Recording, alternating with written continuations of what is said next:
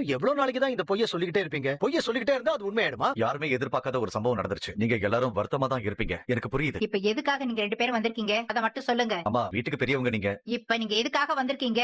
நிதிஷா நாங்க எப்படி வெளியில கூட்டிட்டு வந்துருவோம்? நீங்க கூட்டிட்டு வாங்க இல்ல வராம போங்க. அதுக்கு எங்களை என்ன பண்ண சொல்றீங்க? அங்க ஜெயில் வாசல்ல வந்து நின்னு அவர் வந்தோட மாலையோட மரியாதையா வரவேற்கணும்னு நினைக்கிறீங்களா? கொஞ்சம் பொறுமையா பேசுப்பா. நாங்க இனியாவை கூட்டிட்டு போலாம் தான் வந்தோம்.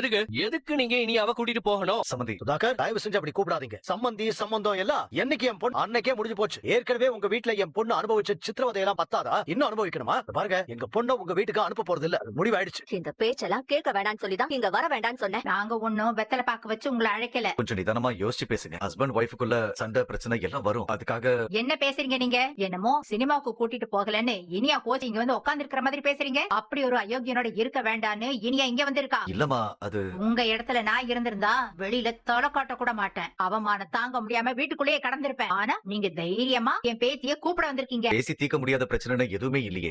எங்களுக்கு பேசவே வேண்டாம்னு சொல்லிட்டு இருக்கோம். இனிமே பேசுறதுக்கு ஒண்ணும் இல்ல, நீங்க கிளம்பலாம். மத்த யாருக்கும் புரியலனாலும் உங்களுக்கு நல்லா புரியும். ஒரு அம்மாவா உங்க பொண்ணோட வாழ்க்கை நல்லா இருக்கணும்னு தான் நீங்க நினைப்பீங்க. கண்டிப்பா நான் அப்படிதான் நினைக்கிறேன். ஆனா அது இனியா உங்க வீட்டுல இருந்தாதான் நடக்கும் அப்படின்லாம் நினைக்கிற அளவுக்கு நான் முட்டாள் கிடையாது. பொறுக்கித்தனம் பண்ணிட்டு இருக்கிற உங்க பையனை கல்யாணம் பண்ற வரைக்கும் என் பொண்ணு இங்கதான் வாழ்ந்தா, சந்தோஷமா வாழ்ந்தா. அதே மாதிரி இனியும் வாழ்வா. உங்க வீட்டுக்கு திரும்ப இனியா வருவான்னு கனவு கூட காணாதீங்க. என்ன மிஸ்டர் சுதாகர், வீடு தேடி வந்து அப்படியே கண்ணியமா சாஃப்டா பேசுனா நீங்க சொல்றத நம்பிடுவோமா? நீங்க நல்லவராயிடுவீங்களா? இல்ல